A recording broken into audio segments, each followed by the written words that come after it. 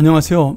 오늘은 역대하 28장의 말씀을 가지고 하나님을 의지하지 않는 죄라는 제목으로 함께 은혜를 나누죠. 오늘은 남유다의 12번째 왕인 아하스 왕에 대한 이야기를 함께 나누고자 합니다. 아하스는 20세의 왕이 올라 16년 동안 나라를 다스렸던 왕인데, 선했던 유다 왕의 왕이었지만 남유다 왕들 중에 가장 악한 왕 3사람 중에 한 사람으로 꼽힙니다. 정말 어떻게 보면 가장 악한 왕으로 봐도 무방할 정도로 아하스는 우상을 숭배하고 자기 아들을 몰렉이라는 신의 제물로 드리는 그런 악한 일을 했던 사람이죠. 또 모든 나무마다 우상을 섬기는 제단을 만들라고 명령을 내렸고, 또 아수르에 다녀와서는 아수르 왕이 섬겼던 우상신들을 섬기라고 백성들을 강요했던 그러한 왕이었습니다.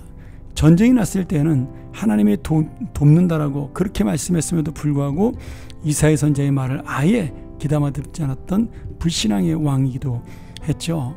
결국 이 아하스는 동쪽에서는 에돔의 군대가 공격해오고, 서쪽에서는 블레셋 군대가 쳐들어오고, 북쪽에서는 아랍과 북이스라엘 연합군이 침공하면서 절대절명의 위기에 그는 처하게 됩니다. 그럼에도 아하스는 끝까지 바알의 우상을 만들고 그 우상을 섬겼다, 이렇게 말씀하시죠. 이 아하스의 죄 중에 가장 큰 죄라면 암몬이라는 신을 섬기면서 바알 신만 섬긴 것이 아니라 암몬이라는 그 신을 섬기면서 3절에 흰놈의 아들 골짜기에서 분양하고 이방 사람들의 가증한 일을 본받아 그의 자녀들을 불살랐다, 이런 대목이 나옵니다. 아하스는 자기의 아들을 인신공양의 제물로 바쳐서 그렇게 하나님을 모독하는 불신앙의 모습을 보여주고 있는 거죠. 아하스는 이 아들이 하나님의 아들이 아니라 몰렉이 주신 아들이라고 그렇게 주장하고 있는 것입니다. 하나님께서 이런 아하스를 바라보면서 끝까지 돌아오지 않는 그 아하스에게 엄청난 심판을 하십니다.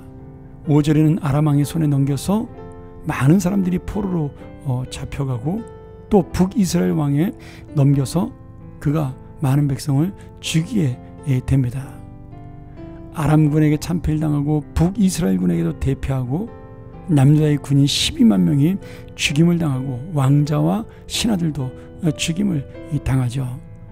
아하스와 유다 백성이 하나님을 버렸기 때문에 이런 심판을 받지만, 아하스와 유다 백성은 결코 하나님께로 돌아오지 않고 자기의 뜻대로 하나님께 의지하지 않고 자기의 교만으로 살았습니다. 오늘 우리가 이런 아하스의 모습을 바라보면서 정말 악한 자의 끝이 무엇인가를 보여주는 그러한 모습을 볼 수가 있는데요. 결국 하나님을 의지하지 않고 이방을 의지했던 아하스가 아수르의 배신까지 만나게 됩니다. 그가 아람과 북이스라엘의 공격을 받을 때 아수르 왕 디글랏 빌레셀에게 도움을 요청하죠. 근데 20절에 오히려 이 아수르 왕 디글랏 빌레셋이 이 아하스를 돕지 않고 도리어 그를 공격했다, 이렇게 말함으로 인해서 아하스는 더욱더 공경에 처하게 되죠. 오늘 이런 모습을 바라보면서 끝까지 돌아오지 않는 아하스는 정말 하나님과 모든 것을 문제를 풀고 나아가야 되겠지만, 그는 자신의 마음속에 하나님의 자리를 두지도 않았고, 그리고 자신 역시도 하나님의 자리에 나아가지 않으므로 결국 이러한 심판을 받게 됩니다. 그는 끝까지 아수르 왕을 의지해서 제물을 바치고 그에게 정말 모든 것을 의지하려고 했지만, 결국 하나님께서는 이 아수르가 그에게 도움이 되지 않았다는 것을 다시 한번 말씀하면서 그의 최후를 이렇게 묘사합니다. 27절에 아하스가 그의 조상들과 함께 누움에 이스라엘 왕들의 묘실에 들어가지 아니하고 예루살렘 성에 장사하였더라. 그리고 그의 아들 히스기야가 대신하여 왕이 되었다. 이 아하스가 얼마나 악한지, 원래 왕의 묘지에 누워야 되는데, 장사를 지내야 되는데, 그를 일반 백성들이 묻는 공동묘지 예루살렘의 공동묘지에 그를 장사 지냈다라는 겁니다. 이 말씀은 하나님께서 그를 왕으로 인정하지 않았다는 의미고요. 백성들도 그를 왕으로 인정하지 않았다는 의미입니다. 우리가 이 역대에서는 볼 수 없지만 열왕기 하에 보면 이 아하스 왕이 선지자 이사야와 함께 하나님의 말씀을 듣고도 정말 끝까지 하나님을 의지하지 않는 불신앙의 모습을 볼 수가 있습니다. 오늘 여러분, 지금 이 역대기 포로 생활에서 돌아온 이스라엘 백성에게 주신 하나님의 말씀을 왜 이렇게 아하스의 말씀으로 다시 한번 범죄의 내용들을 기록하고 있을까요?